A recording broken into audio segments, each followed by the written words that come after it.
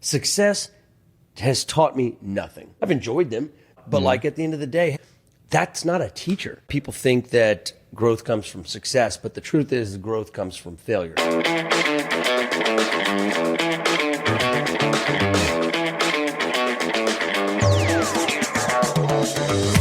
Hello there, it's me, Steve Meller, and welcome in to GrowthReady, the podcast that allows high performers to reveal the reality behind what it means to ready yourself for growth, the personal and professional challenges along the growth journey, while also allowing the high-performance executive coach in me to satisfy his curiosity toward what drives optimal performance. On this episode, we welcome in global keynote speaker and best-selling author Frankie Russo, who's here to help us understand that for us to grasp what comes with growth, it starts with us accepting that we must familiarize ourselves with the things that we typically try to avoid, starting with our fear of failure. Frankie Russo, welcome to the GrowthReady podcast. I am so excited to be doing this in person with you first and foremost, and I had to do it in person because you're like an hour away, so it would have been just awful had we done this virtual, and we can do it like this. So I appreciate you coming. As always, we are at Cards and Culture, courtesy of Culture Media. Very excited to be doing this live, as I mentioned. Before I go any further, Frankie, please answer the question that I have everybody ask. I have everybody answer on the show, and that is, what does it mean to you to be growth ready? All right. Well, first off, thank you for having me on the show. I haven't done in person in too long, which is great. So what does it mean to be growth ready was the question. And I didn't prepare for this. So we're just going to go off the cuff. That's my favorite answer. Yeah. Yep. So the biggest thing about growth that I have found is that fear of failure is the enemy of growth. And most of the time people think that growth comes from success, but the truth is growth comes from failure. And so the most important thing to be growth ready is to have some failure. Because if you haven't had failure yet, you're not actually ready for growth. If you have, then congratulations. You're actually more ready than you might know. Because I think that it's non-negotiable for true sustainable growth to have had enough failure to understand what the opposite of growth might look like, right? And so the opposite of growth is not failure, it's stagnation. And to be growth ready really boils down to realizing that there's a problem that's keeping the growth from happening and a willingness to get honest about it, and then ultimately square off on the fear, which we have a lot of different fears that keep us from growing, but failure's usually the number one. Yeah. Either I'm afraid that I'm going to lose something I have, or I'm afraid that I'm not going to get something that I want. And so once you're willing to step beyond those two options, right, that making a choice and stepping into something new in order to unlock growth, if I'm willing to be okay with losing something I have or not getting something I want, I'm growth ready.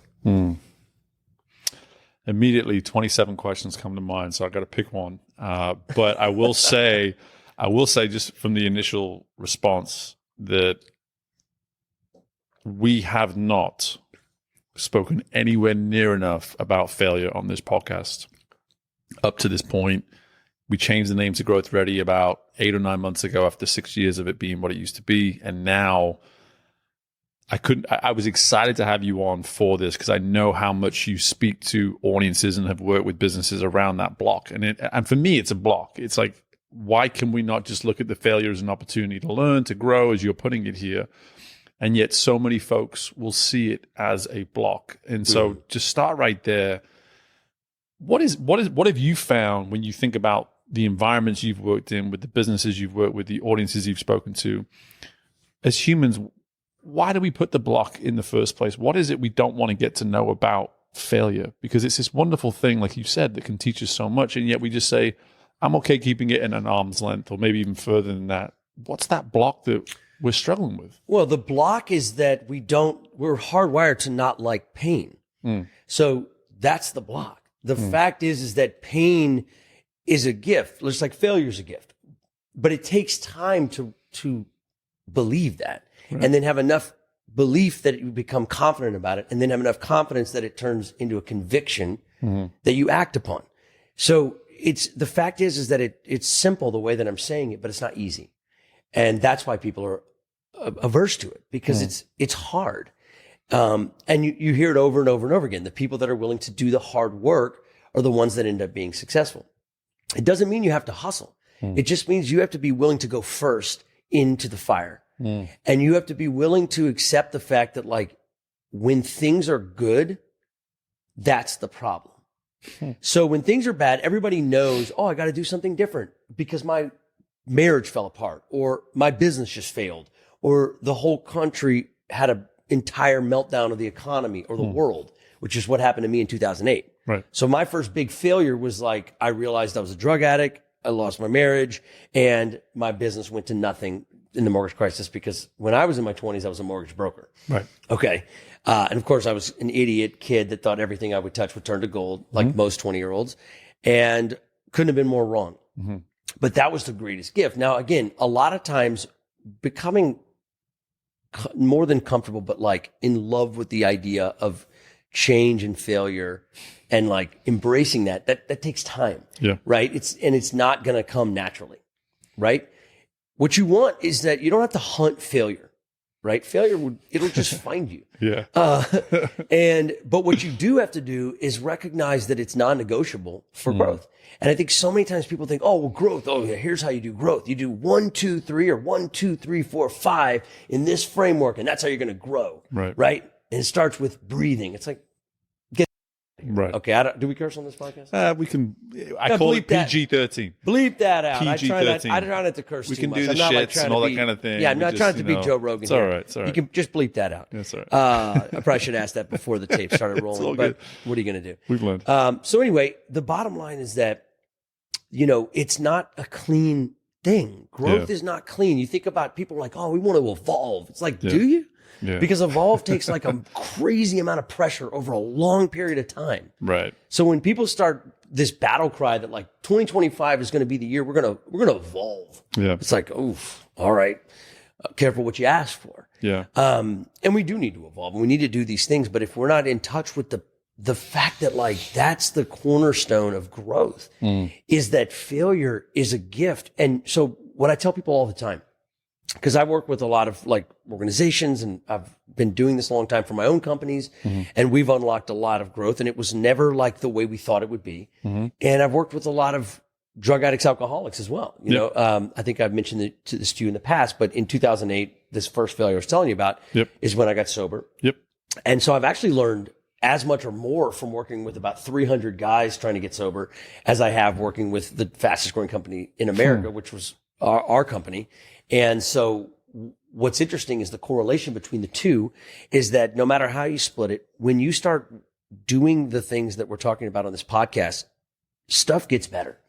Yeah. And that's actually the problem, is because it does get better. And that's where the real problem begins. A lot of people know how to fire start something or to kick something off. And so that initial growth, that's the easier growth. The harder growth is once you've already become successful. That is much harder growth. And that's where a lot of the work I do today is right there. I call it the stagnation spiral. Yeah. And it's because I'm gonna pause you before we go into the stagnation spiral, because I want to hear it. Yeah, no worries. I want to hear it. The only reason I'm pausing you right there is because I think you gotta pause me, so I'll just go on and on. I got you. So the one thing I'll say is that something that you were just saying there is, I have to ask this now before we get to the stagnation spiral, because for me, there's so much information out there today around pursue success, pursue growth, and it's very surface level in the sense of, like, the success and the growth will be our greatest teacher. Right. And something I'm hearing it straight away is that's kind of BS. Like that. That's right. There's a BS component to that we need to acknowledge. Growth, success has taught me nothing. Right? I used to love getting awards, have gotten tons of awards in my life. Okay. Yep. And it's a natural thing to want that, right? Especially as a dude, you want recognition, blah, blah, blah. I can tell you without a doubt, I've learned nothing from my success and nothing from my rewards. Not one thing have I learned from that. I've enjoyed them. They're great. Mom was proud. But like at the end of the day, hey, that's not a teacher. Yeah. Like, and by the way, first of all, I try to avoid the word success if at all possible. Sure. Like, so I added the word authentic in front of success for one of my books. And I didn't even want to put that, but the publisher made me do it. I hate the word success because it's so subjective. It's almost like me and you arguing about right and wrong, which I'm happy to do if you want. Right. But the fact is like, it's subjective. And so growth is something that is also somewhat subjective. It's more personal than subjective, but success, chasing growth and success is not the point. Yeah. And when you're chasing success and growth, you won't get it. You will only get it by doing the next right thing as it relates to whatever problem is in front of us. So growth, success, money, those are byproducts of something else. Okay. And the fact is that if you chase those other things, you can sometimes grab them, but it's almost never sustainable. Yeah. And you always pay the price of it. Yeah. And so is it BS to chase success and growth? To a degree, yes. Yeah. Okay. I did not set out to be the fastest growing company in America or the fastest growing company in Louisiana. I didn't set out to do that. I set out to invent something that would help the people that I served. That's it. Yep. Okay. And I set out to create a company that would make people believe in us. And then we would turn around and make everybody else believe in them. Yeah. Like, and that was our business. I didn't know what that means. Like, what product is that? Yeah. But at the end of the day, that became what we did. And so then all the other stuff is details. It changes, it shifts. And so that shift, the change, all that, you can call it evolution. You can call it, innovation. Yeah. Call it whatever you want. But like the fact is it's about meeting the need and solving the problem of the people you serve, whether that's your customer or your members or your patients or your colleagues or your community, those stakeholders, like meeting that where it's at is all that matters, and doing that every day. That if you are always doing that and you have a loop, if you will, you've heard me talk about the loop, and we can get into it later, but if you have a continuous loop of doing that, growth, success, money, that becomes inevitable. Yep. But if you chase growth, success, and money, like that's the mistake. And I talk on this a lot, is that once we can shift growth from being this thing we perceive as a result to more of a process, then we start to acknowledge all of these things that come with it. And to your point, it's growth is this byproduct of many, many things. And that's why, again, I like to articulate it as a process in itself, because suddenly now we better label it in terms of what the experience actually is, in terms of if you're pursuing growth as the outcome, you're not looking at it correctly, because it's not an outcome, really. I mean, it is if you look at just simply data and all the measurables within your company, but at the same time, really, it's an experience, it's a process, it's this thing that comes with failure, comes with all these other elements that we're kind of speaking to here. And I can't help but think, like, how much is the way we're framing the growth and the success as a result affecting our ability to maybe to face the failures that come with it? Like, well, so here's the thing. Wanting growth, look, let's talk about an organization for a minute. All right. Yeah. Who are we kidding? Yeah. At the end of the day, it's January 20th, I think. All right. And so you're already 20 days into the first quarter as an organization. Yep. Like, you have to keep growing revenue wise in order to not stagnate and then eventually get left behind or become obsolete. Right. You have to do that. Right. So I don't ever want to downplay that. But just by simply saying we're going to grow 10%, we're going to go 5%, and everybody's going to get a bonus. And if everybody does enough activity, then we're going to get there or whatever. And so like you, the way that we're trying to get there is the part that's broken. It's fine to want growth. You need it as an organization, right? So I don't want to make this seem like we're like downplaying that part. Sure. And I live in that space. That's part of the reason why I've really enjoyed the work I do now, is because I understand both sides of it. I'm not just a guy who worked with a bunch of drug addicts kind of trying to tell a Fortune 500 how to grow their revenue. Yep. I've done both sides of it, and there's a correlation, and that's the magic is figuring out that correlation. Because just because we say that we want to get 5-10% growth, like the way that we've in the past historically tried to get there, that's the problem. Right. And there's a reason why there's a fear of failure. It starts at a very young age. And it's conditioned into us that failure's bad from the moment we get into kindergarten. It's an F on a test is bad. Right. Okay. And so from that moment on, we stop being exactly what we need to be to have breakout growth. For example, simply divergent thinking or being creative. The stuff that we did as a kid.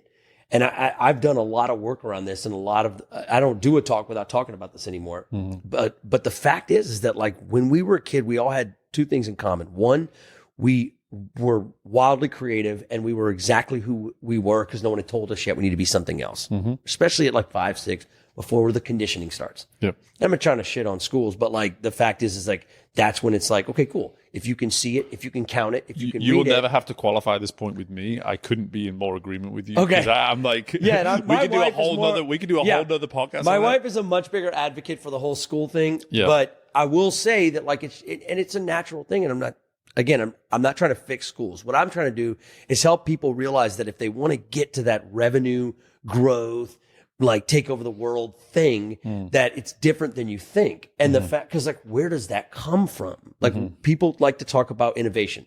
I try to avoid the word at this point. There's 2 words I try to delete from my vocabulary and it's disruption and innovation.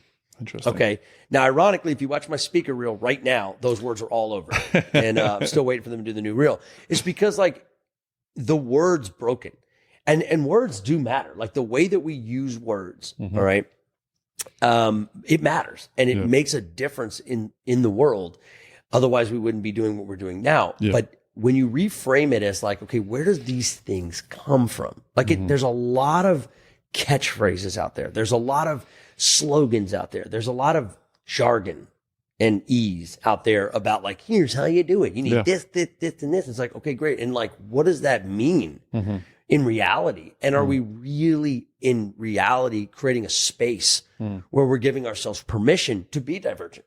Yeah. Because being divergent, being creative, being innovative, being messy, breaking shit before it breaks us, okay, that's how you get growth. But like, this is why the ultimate enemy of growth is fear of failure, because we're not going to do that stuff if it's going to be failure. And if you got kids, you got money, there's a lot at stake. It's not like we're talking about low stakes stuff right now. It's high stakes. So of course you have fear of failure. I love how you're using this term stakes. It's something that I speak about when I talk about this relationship we have with commitments with audiences. It's just like the difference between a goal and a commitment, in my opinion, is that one lacks stakes, whereas the other one truly comes with stakes. And so what you're speaking to here, there's this lack of comfort along with failure that people have where when we address the stakes for what they are, because you just said like simply your role as a parent, as a spouse, whatever it may be, there are enormous stakes that come with that so often we just put to one side and we don't actually acknowledge. And if we were to do a better job of acknowledging it, it might actually force us through some of these moments where we can face failure head on and just say, hey, you know what? The stakes are so great that if I just continue to use failure as a reason to not act, then what sort of disservice am I maybe doing? Whereas if I look at these stakes I have in my life, they can encourage me. They can motivate me to actually go and take some of these more bold steps, if you will, to where I actually am going to face my failure. You know, I don't know how much of your from that 2008 to where you are today, when you think about that part of your life, it's a huge part, it's a huge chunk, but at the same time, how much as those stakes in your life have changed, how have they brought you to face failure more head on, I guess? Yeah. So first off, great question. And the thing about this whole high stakes thing is that you have to always recognize that it's there, but then you've got to figure out a way to make it matter less. Okay. Because yes, it's high stakes, but it's not life or death per se. Sure. And so you've got to figure out a way to make it matter the right size. And one of the ways that I've found to do that is to start breaking it down. When a problem or growth is ambiguous and it's big, you've got to start breaking it down.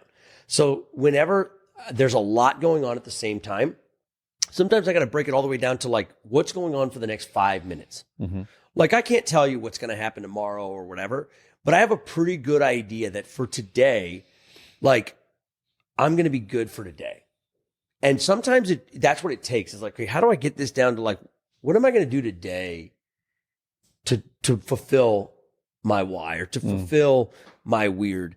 And that, like, right this second is the podcast. All right. After this, I don't know what I'm doing, but it's going to be something in line with that. It might be with business, might be with the kids, might be with the wife, might be with the drug addict. Don't know.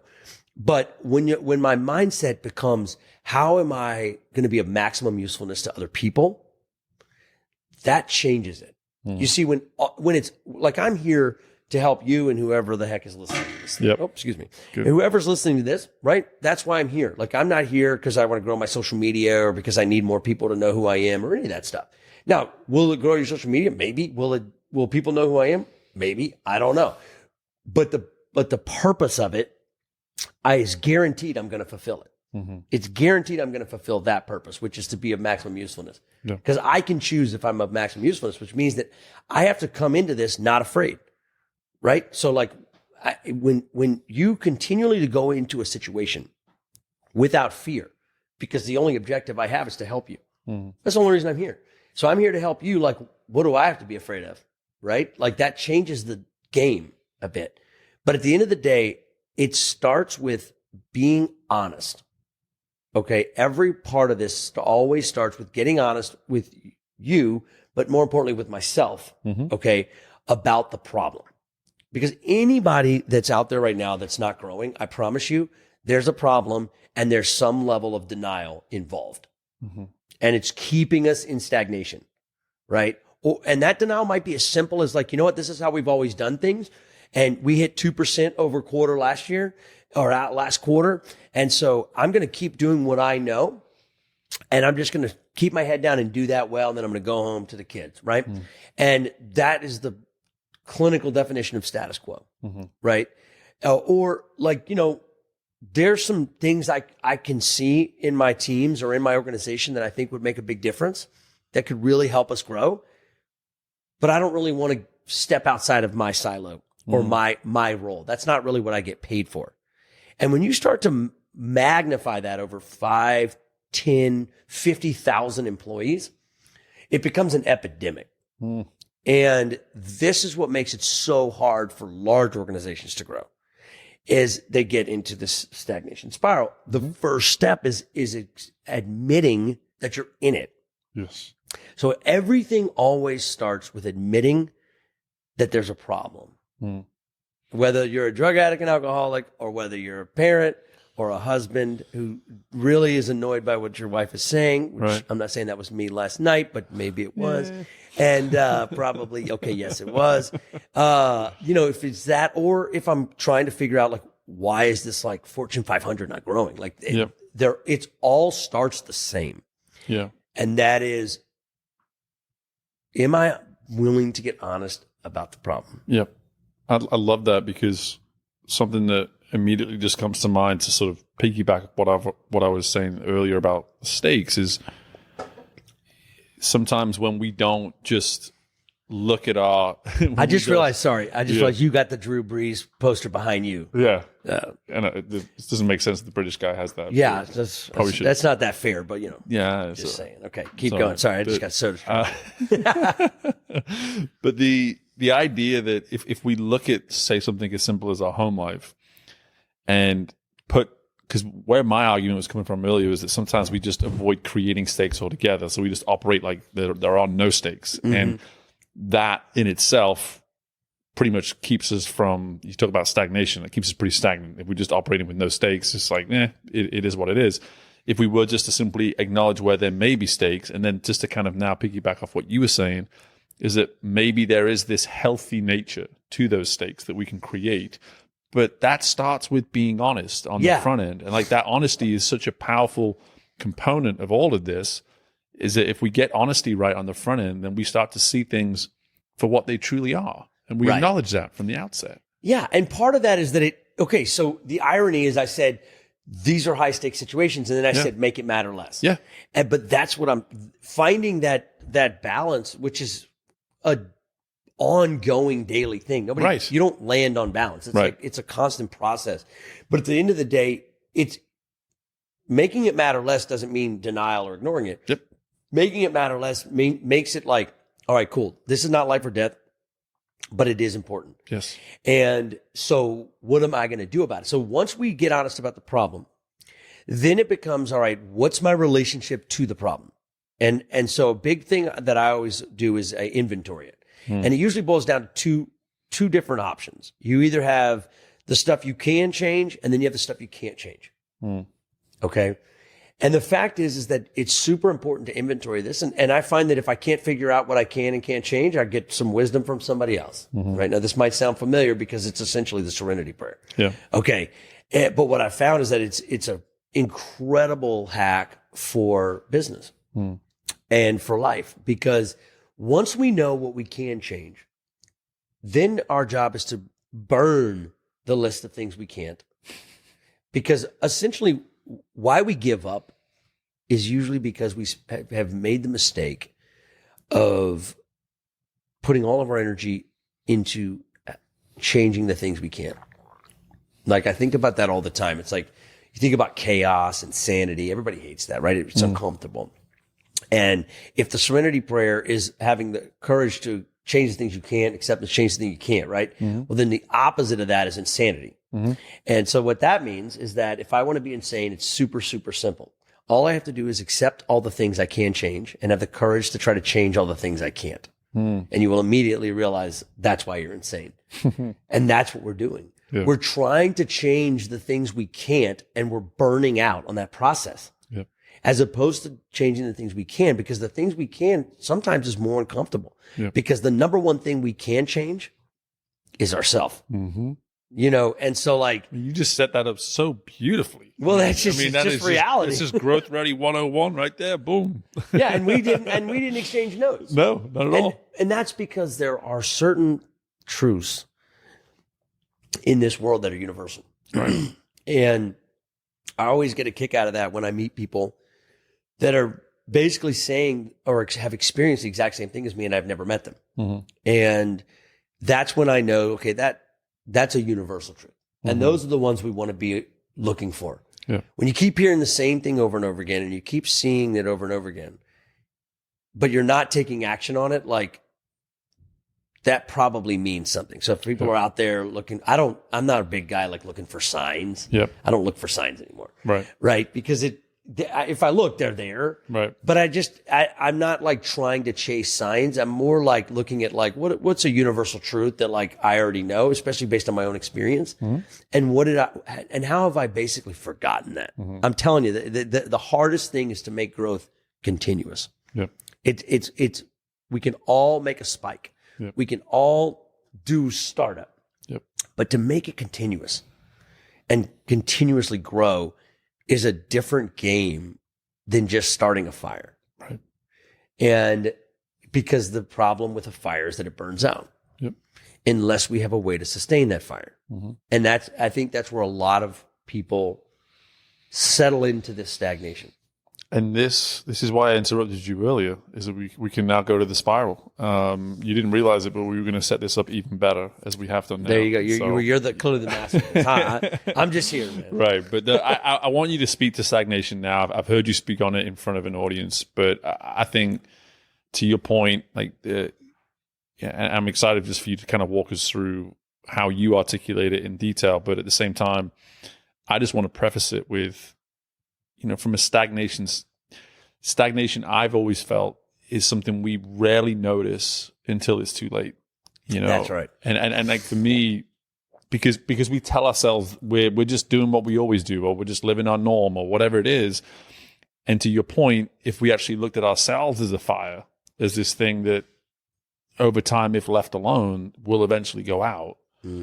Then what are we doing to add fuel to ourselves? What are those new concepts? So I just wanted to put my 2 cents in on the front end, mainly because, again, I've heard you speak to this, but just to kind of piggyback off what we've spoken about through these first 20 minutes or so is that acknowledgement of self, and to be able to just say, when we get comfortable doing what comes easy to us and is the norm, Stagnation is just going to be right around the corner.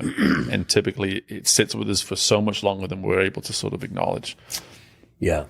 Yeah. So the stagnation spiral is something that over the last couple of years, I've really like spent a lot of time on as a metaphor, if you will. Yeah.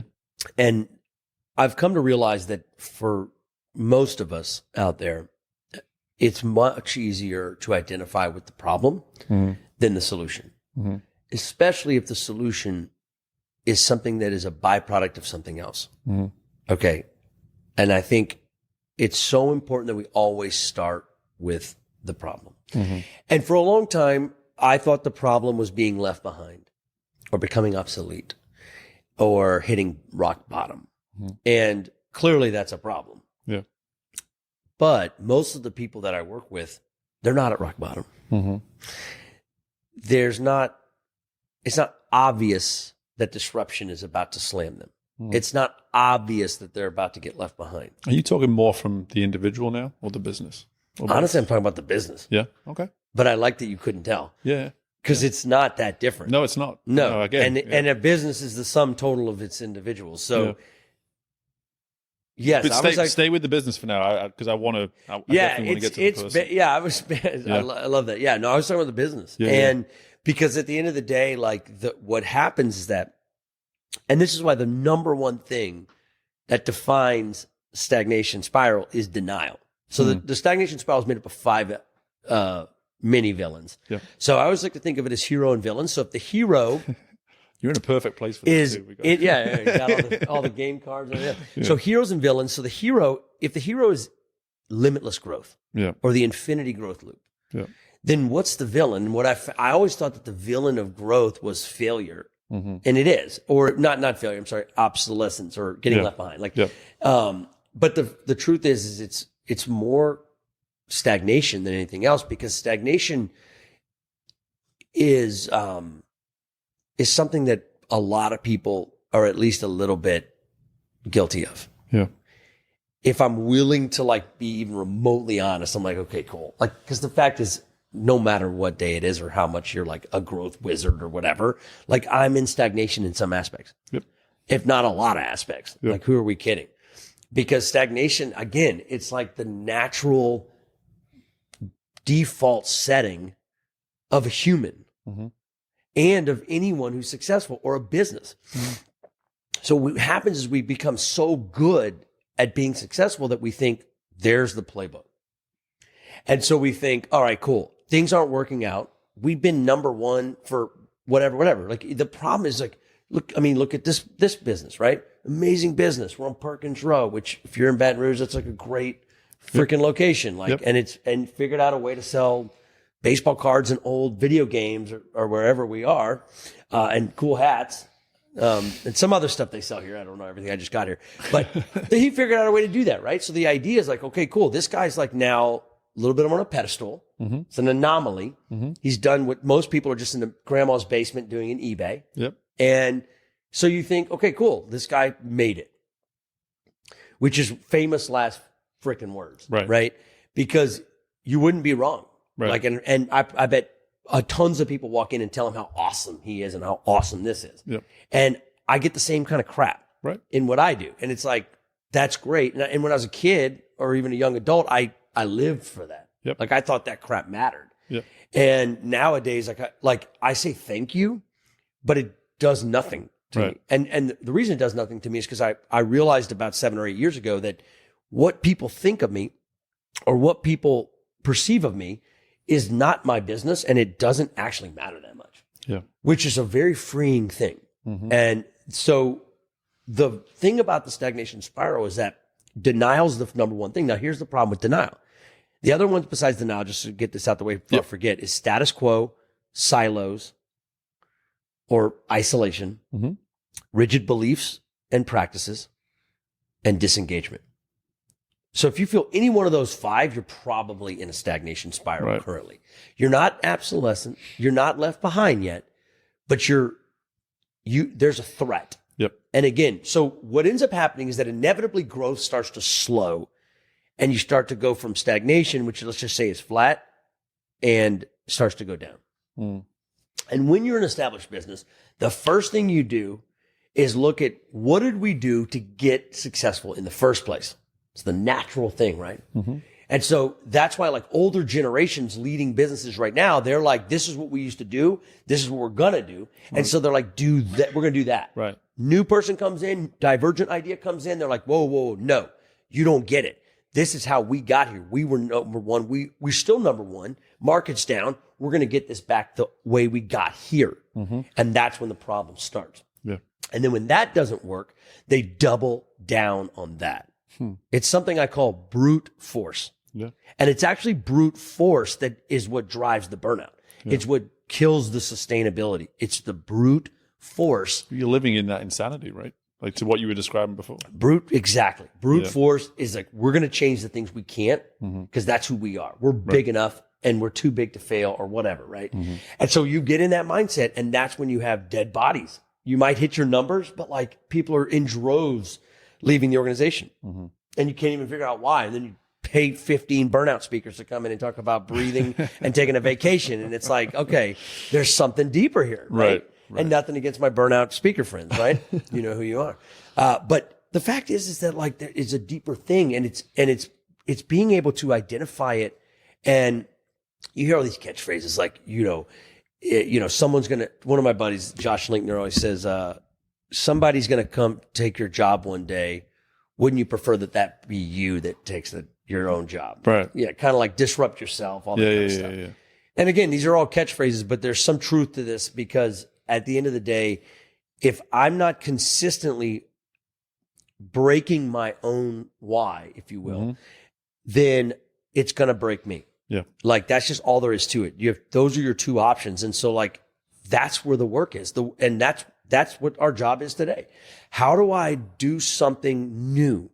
Because it turns out the answer to like stagnation and being left behind is that I'm constantly embracing the new with courage and bravery. Yeah. And that's really the way to growth is that if I'm one, getting honest about the problem, two, consistently imagining a new solution, and then three, collaborating with others without boundaries and constantly experimenting and breaking stuff and staying in the messy middle and then coming back from what we learned from that to getting honest about the problem that created, that becomes the loop. Yep. Okay. And when you stay in that loop, getting honest about the problem, imagining a new solution, experimenting and collaborating together, breaking stuff, coming back to get honest about that, and you start to create that, if you stay in a loop of that and that becomes your new norm, you will always have growth.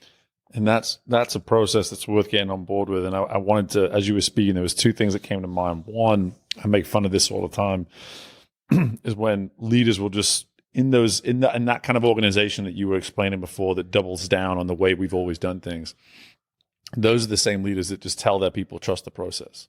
Right. And if anybody actually says, "Hey, can you describe the process?" Someone's be like, "Just trust it, all right? Just trust it." Yeah. It's like you can't just basically say that. Just shut up and do your right. job. Just shut up and do it. And it's just like that. That's what you're speaking to here. Is that there's this that is wrap up your OKRs. Right. You joke about it on like social media and all these things that get articulated on times, and we just kind of fall into it and just that sounds like a great thing. It's just like, but trust the process really doesn't mean anything if the process, one, can't be defined, and two, isn't actually serving growth. Yeah. If you don't have a process, then you're nothing to trust other than like the process, then like trust that like.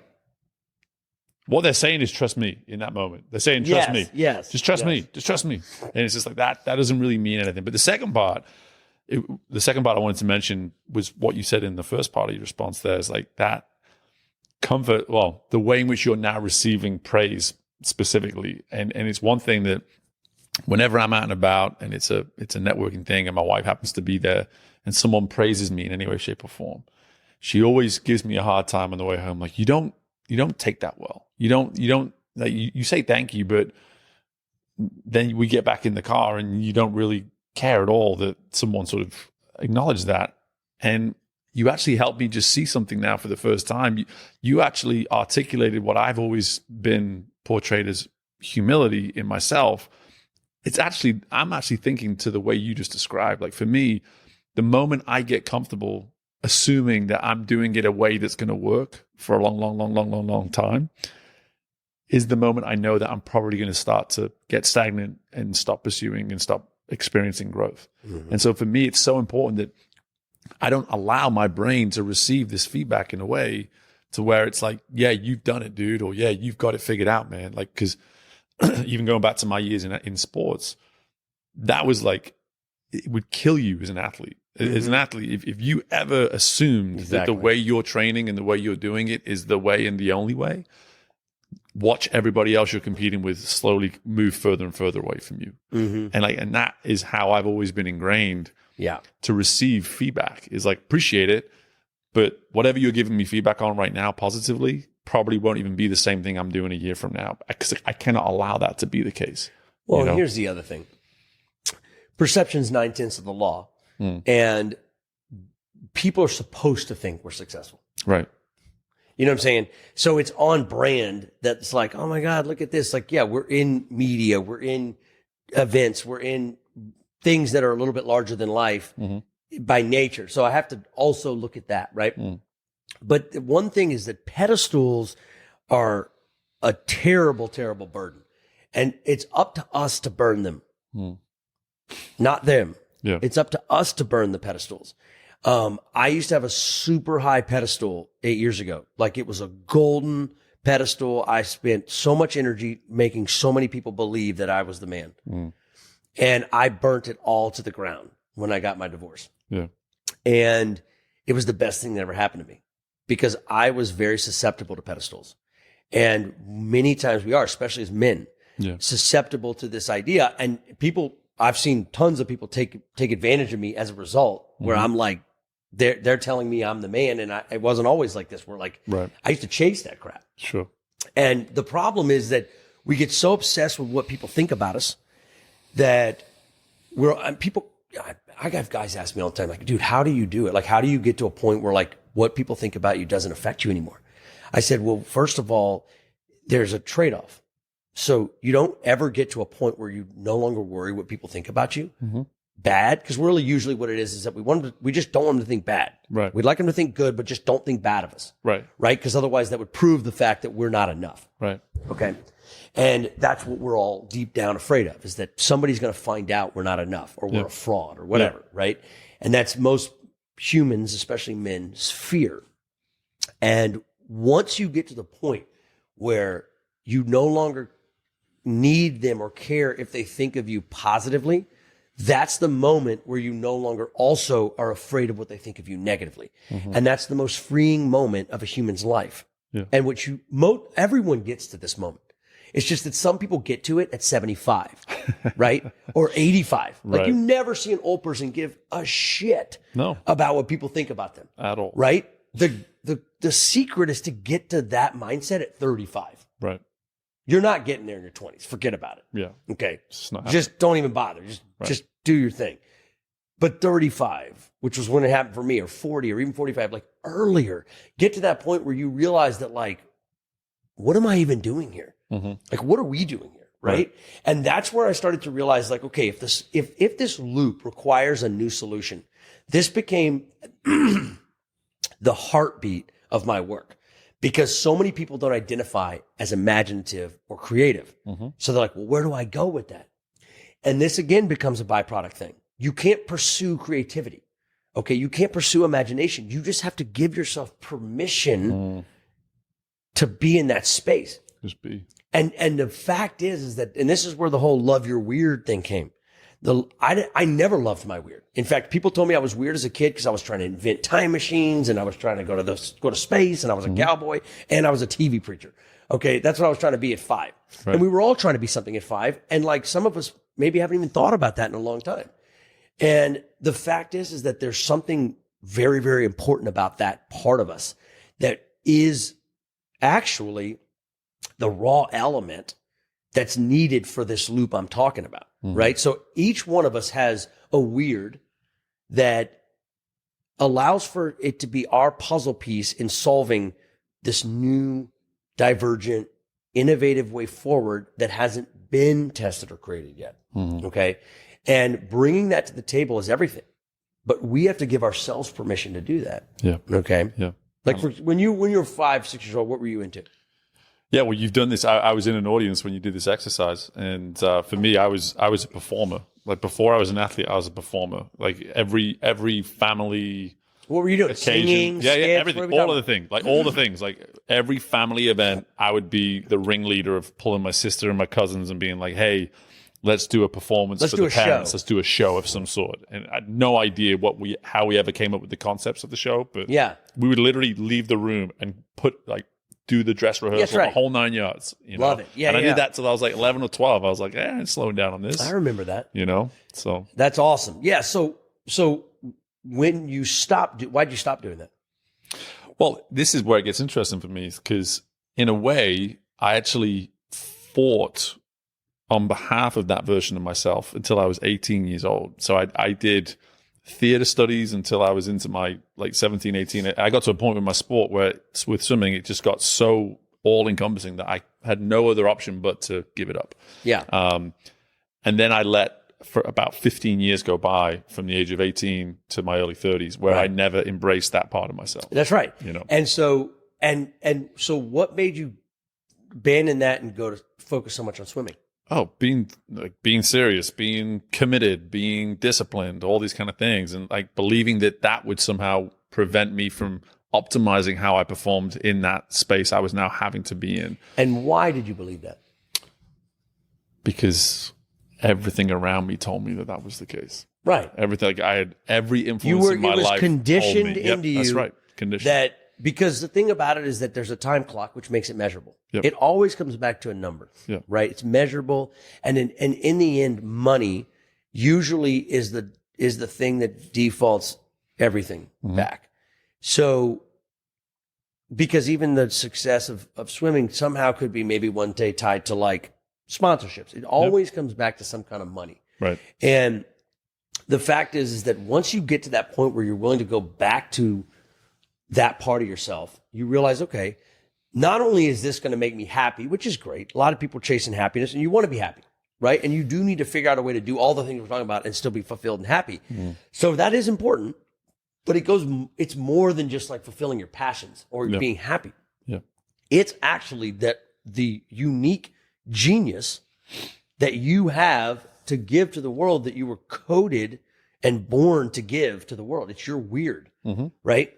And now you live it, right? Yeah. So now you are in show business to a degree. To an extent. Yeah. And you're in some of these different things. And so of course it lights you up, it lights others up, and you're constantly doing what it takes to grow in your own world and your own business because it's important to you, because it goes back it stretches your whole self, if you will. Yeah.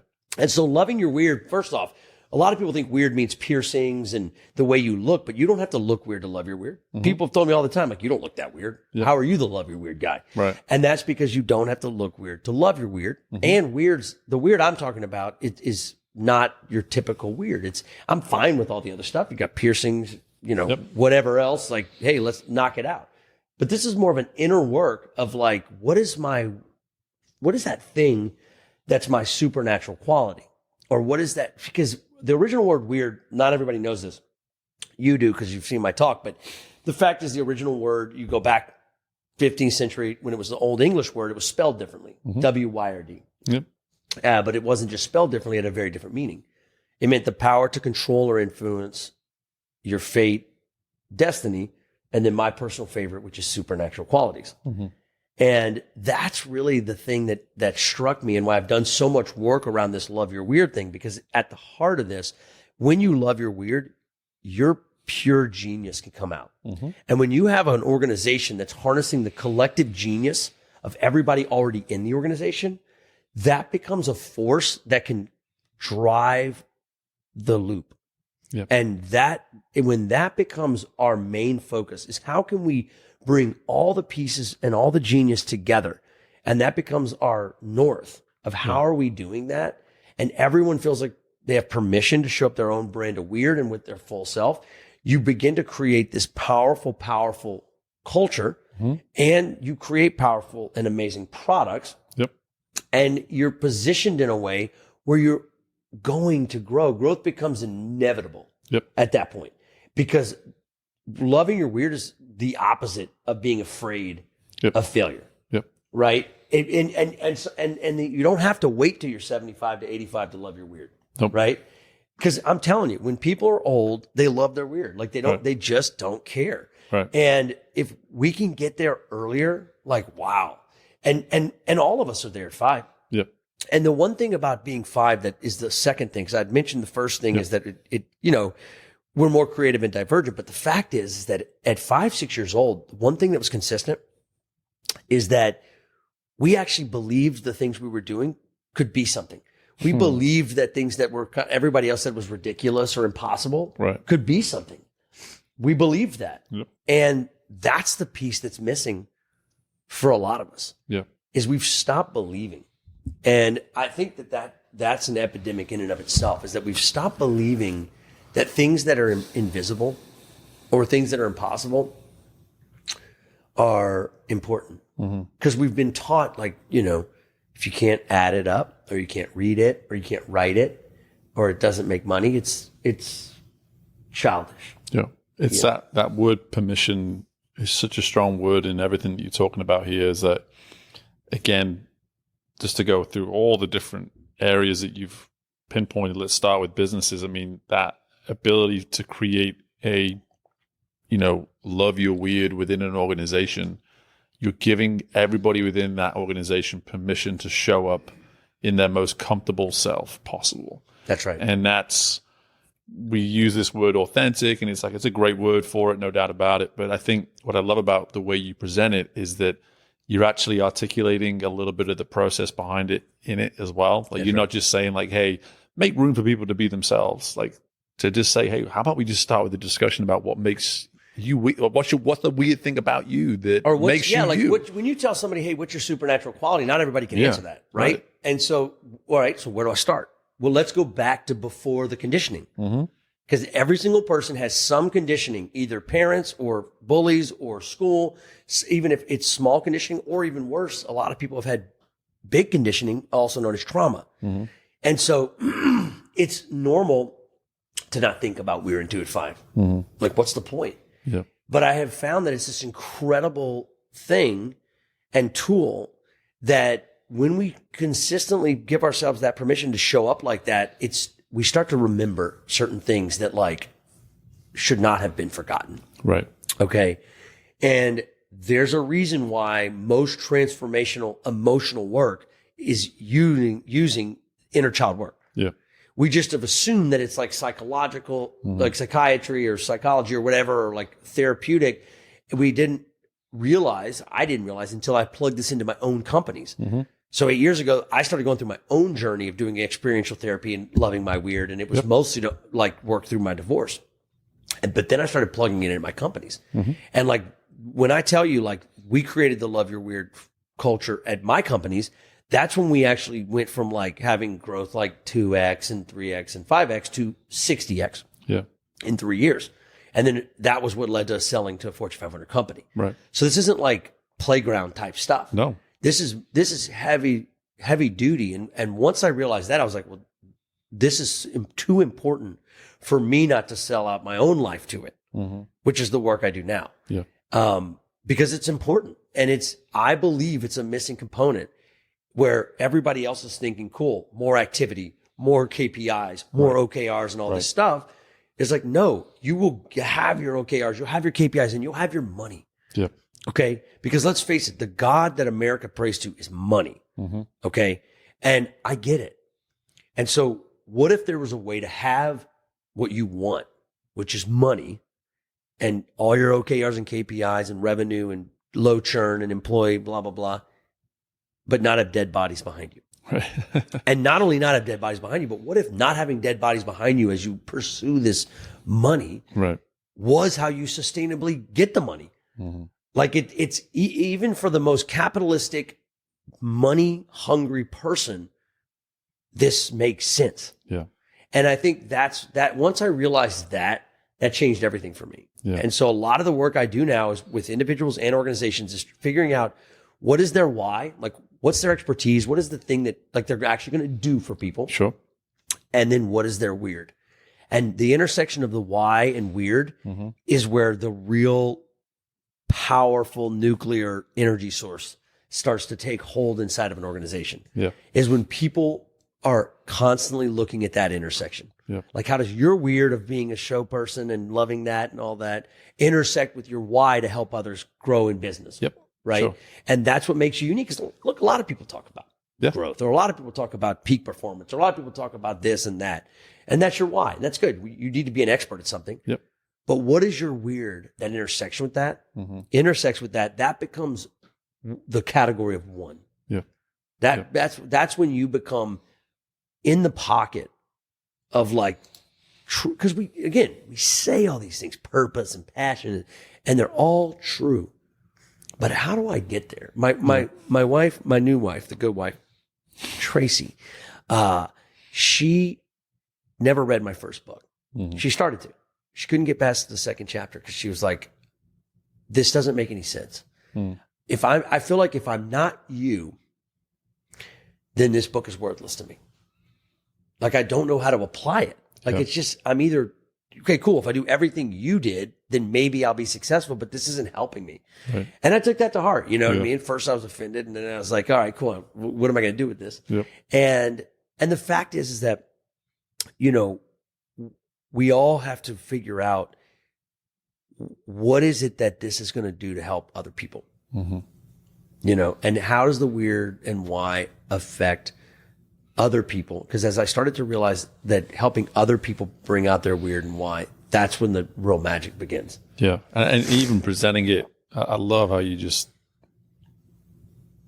presented that in a way where like the product of all this work is creating a category of one. Yes. In yourself. Because again, you go back to that. Love that insight around the book. We have a similar wife in that regard. My one and only book remains on my wife's bedside table. It's been 2 years. That's right. I rewrote a second book basically dedicated to her for that purpose. And I don't even know if she's read all of that one. So in her defense, and then if I mentioned it to her, she's like, well, we have 6 kids. What's the irony? My wife is encouraging me to write a second book. And I'm like, try reading the first one. Like, yeah, exactly. So no, it's a funny thing, but yeah, good partners, good wives. You know, if you have husbands, whatever, it's always going to be somebody that one is annoying as shit, and then 2 is basically going to be our biggest critic. But 3, when they like something or when they say this is good, you can take it all the way to the bank. Right. That's the good part. Like when my wife says that was a great talk, I know it. You know, even the category of one point is like when you think about how you maybe wrote that first book. I'm curious, like had you done enough work around yourself to feel as though you were a category of one when you wrote that first book? First of all, I had definitely not done enough work. Right. Okay. And it was before I got divorced that I wrote that book. Okay. And the subtitle was Master Your Purpose. Right. And I was 35. Right. So put it all together. I mean, I would have scorched the earth with that book if it didn't allow for me to have 2 books that were bestsellers. Like otherwise, like you would not be able to find. But no, but I'm glad that you've given us that insight. I think it's. Oh yeah. It serves Frankie. It serves so much of what you've already shared with us is like every mentor said, "Don't write a book till you're 40," and I was like, no, hold my beer. I was 37. I don't drink, but yeah, hold my beer. A bit early, but yeah, I mean, but that's the thing is like. And that's okay. Yeah. It's again, you could look at it as like, man, I shouldn't have done that. No, of course you should. Like everything there is no bad. I think that's where we get into a lot of issues is that like we spend so much energy on good and bad and right and wrong.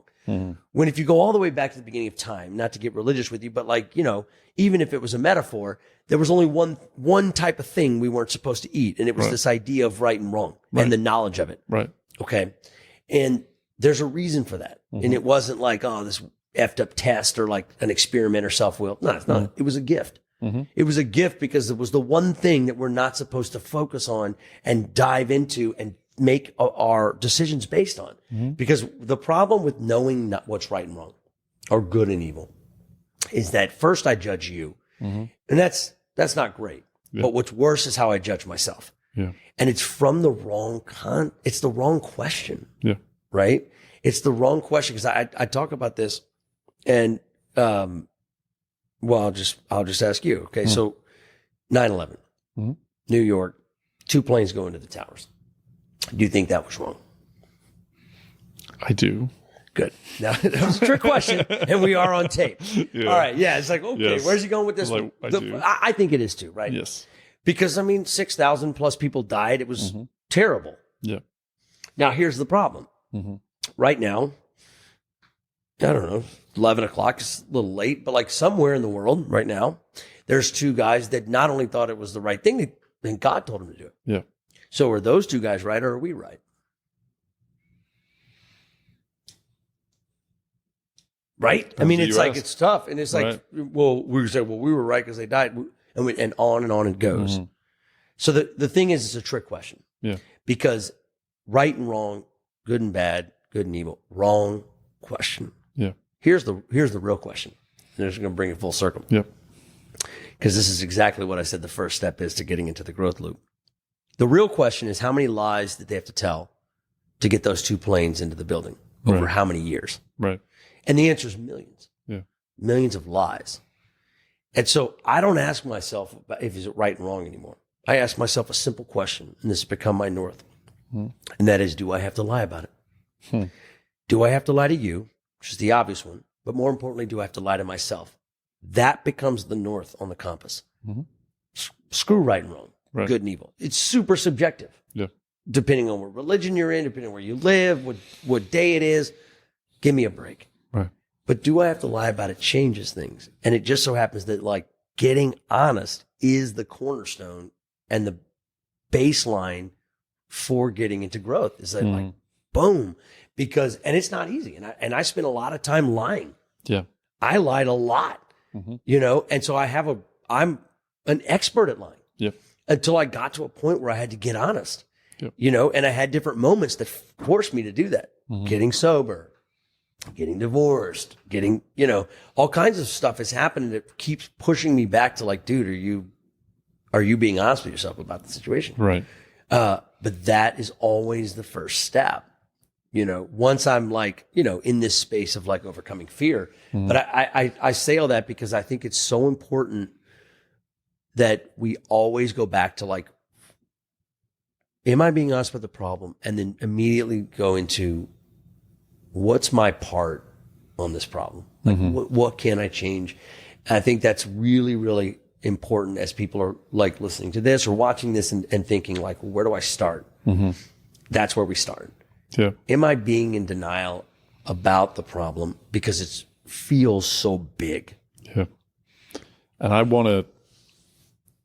I think that's a great place for us to bring this to a close, is giving people that first step, because we've given them a heck of a lot to sort of really provide the context that we needed for that first step to make sense.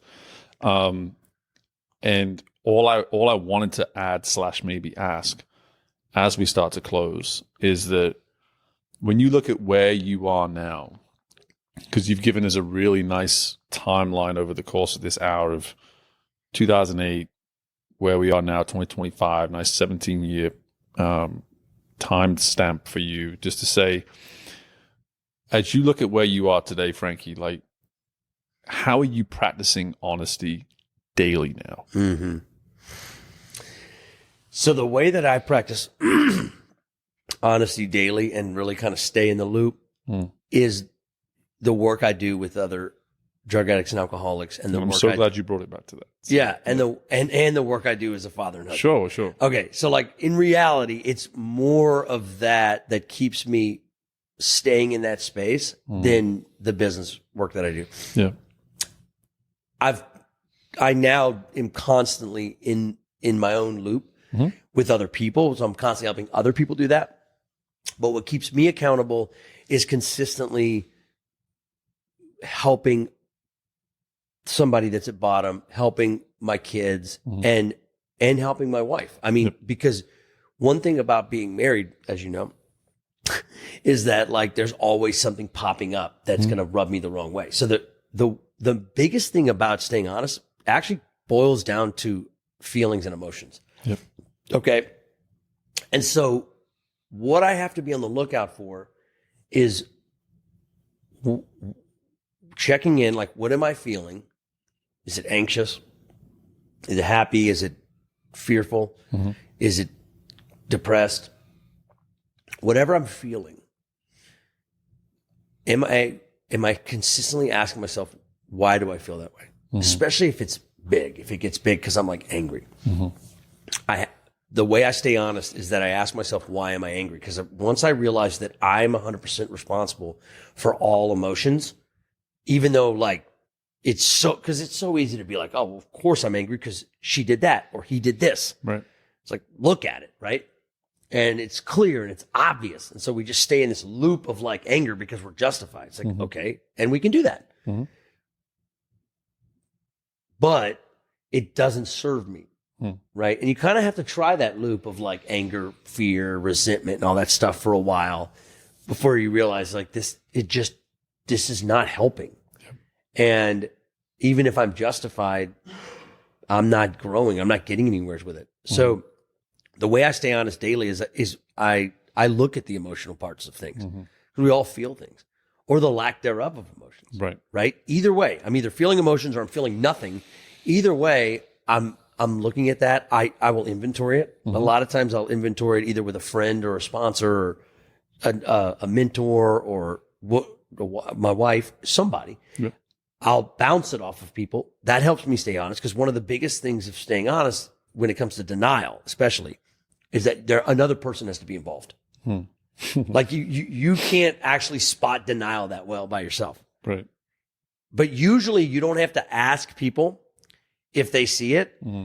They're probably already telling you. You're just ignoring it or fighting it or being defensive about it.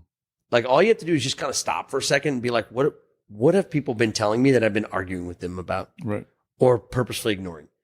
You don't ever have to ask somebody if you're in denial. Just look around. And I try to look around more. Not perfect at it. It's a daily journey. But I try to take direction from other people. I try to look at other people's perspectives.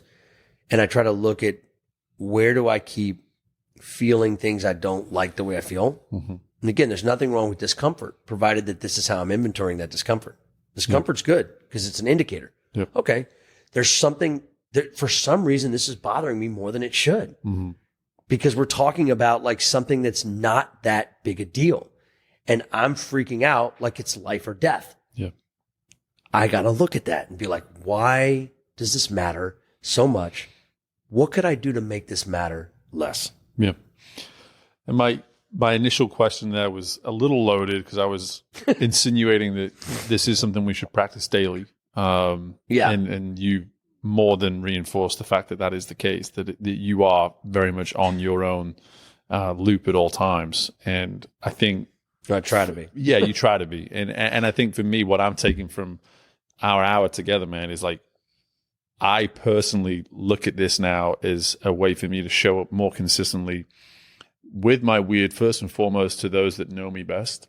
Because I think that's something that I'm hearing through this. It's like, it's one thing to just go into an organization and speak to these things, but how about we just start with those that know us best? And what's right in front of you. Right, exactly. What's right in front of you. And what I also just want to acknowledge too is just how seamlessly we've woven from business to person to business to person throughout this entire hour. And just acknowledge that to anyone listening to this that is hell-bent on building a business, building on the career that they dream of, all this kind of thing, is that line is so faint between who you are and what you do. And the more we can just say, you know what, let's get rid of the line and let's practice principles that serve both. And that's really something that's come through in our hour, man. And whether that's something that you've heard before in feedback or not, that's my way of telling you to receive the feedback and to I like it. to just to appreciate you for your time. Before I let you go though, brother, as always, give you the space. Just where can we learn more about you? You have your own podcast. You have so many books. You have all these things going on. Where do people go to learn more about Frankie Russo? I guess ask Siri. Or Alexa or ChatGPT. I don't know, where do people go anywhere.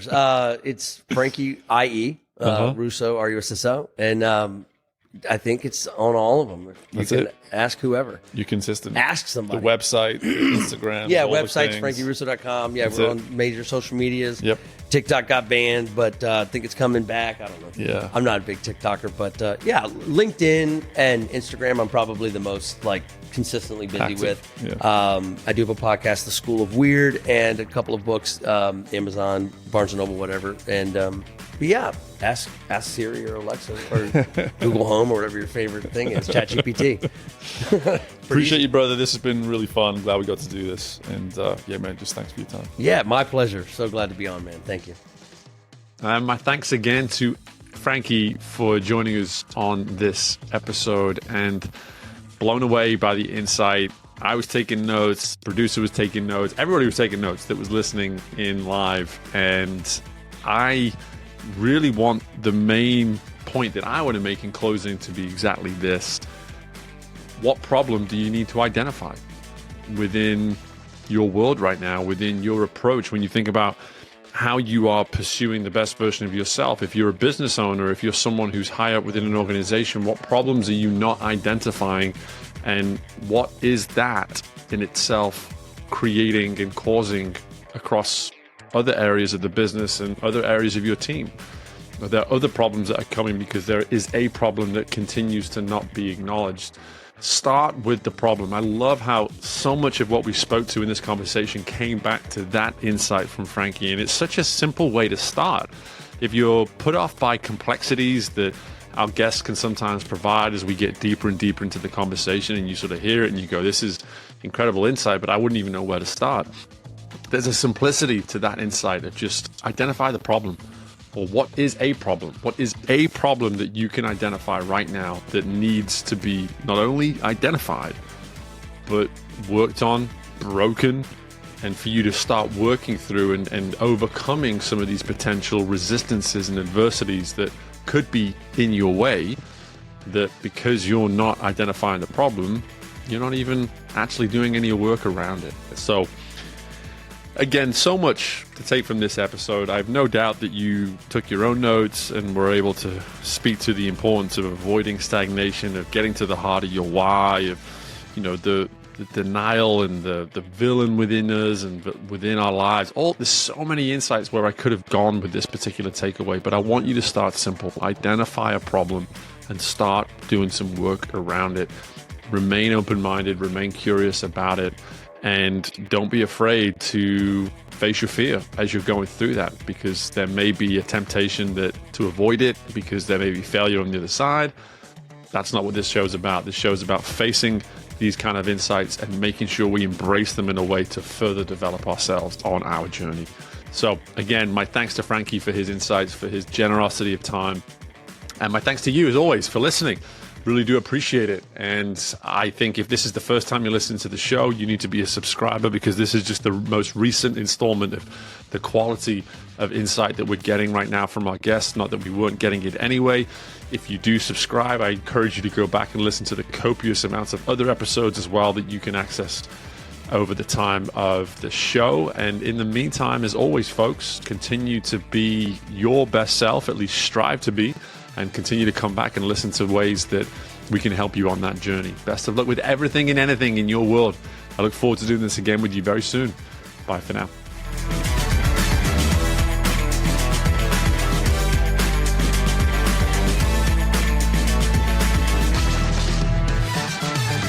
Thank you for tuning in to Growth Ready.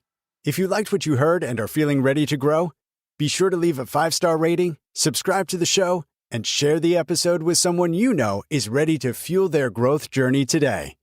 We love our community, so don't hesitate to reach out to us at podcast@growthready.com. And until next time, we are Growth Ready, and you will be too.